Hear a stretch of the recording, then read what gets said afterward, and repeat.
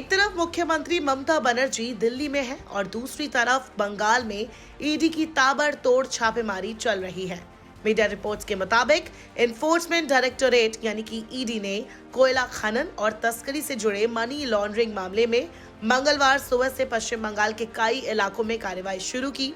Reports के मुताबिक ED की टीमें कोलकाता, दुर्गापुर, आसनसोल और पश्चिम बर्धमान समेत अलग अलग इलाकों में करीब 10 से 12 ठिकानों पर एक साथ छापेमारी की। ये कार्रवाई उन लोगों और कंपनियों से जुड़ी बताई जा रही है जिन पर अवैध कोयला खनन, उसके परिवहन और उससे कमाए गए पैसे को सफेद करने का आरोप है।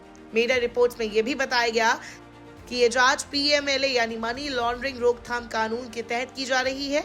ईडी की टीमें इन ठिकानों पर दस्तावेज, डिजिटल रिकॉर्ड, लेन देन से जुड़े कागजात और संपत्तियों की जांच कर रही है ताकि ये पता लगाया जा सके कि कोयला तस्करी से आया पैसा किन किन रास्तों से कहां तक पहुंचा। इसी कड़ी में आसनसोल से भी एक खबर सामने आई। आसनसोल के जामुड़ी इलाके में अवैध कोयला कारोबार से जुड़े मामले में व्यवसायी राजेश बंसल के कई ठिकानों पर ईडी की छापेमारी चली। रिपोर्ट्स के मुताबिक ये कार्रवाई सुबह करीब 7 बजे एक साथ शुरू की गई। छापेमारी के दौरान कई अहम दस्तावेज और डिजिटल सबूतों की जांच की गई। फिलहाल किसी गिरफ्तारी की आधिकारिक पुष्टि नहीं हुई है और कार्रवाई अभी जारी बताई जा रही है। वहीं दुर्गापुर में भी बड़ी जानकारी सामने आई। रिपोर्ट्स के मुताबिक दुर्गापुर के सेपको टाउनशिप इलाके में रेत कारोबारी प्रवीर दत्ता के घर पर भी ईडी का सर्च ऑपरेशन चला। बताया जा रहा है कि कार्रवाई भी सुबह 7 बजे के आसपास शुरू हुई। इसके अलावा पश्चिम बर्धमान के पांडवेश्वर इलाके में भी ईडी की टीम तलाशी अभियान चलाती देखी गई।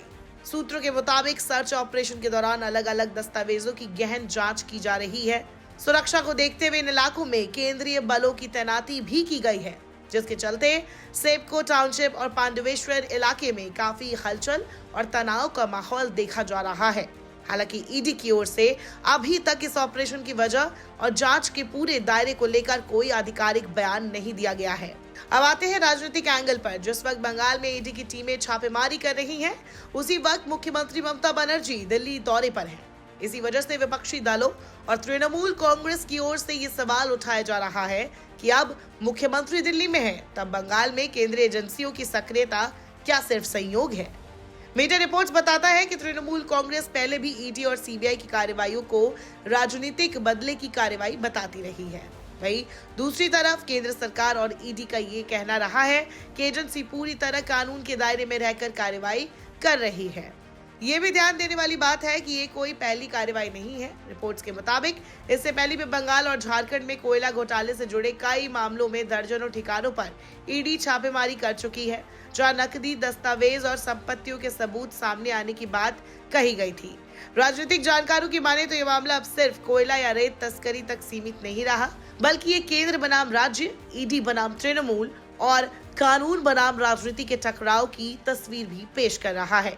फिलहाल मीडिया रिपोर्ट्स के मुताबिक ईडी की छापेमारी अभी जारी है। किसी गिरफ्तारी या बरामदगी को लेकर अंतिम पुष्टि नहीं की गई है और एजेंसी की ओर से भी विस्तृत बयान का इंतजार किया जा रहा है।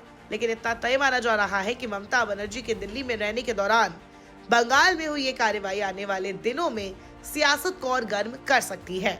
जैसे जैसे जांच आगे बढ़ेगी, वैसे वैसे इस मामले में कानूनी और राजनीतिक बयानबाजी तेज होने की पूरी संभावना है, वो भी ऐसे वक्त में जब बंगाल में चुनाव होने वाले हैं।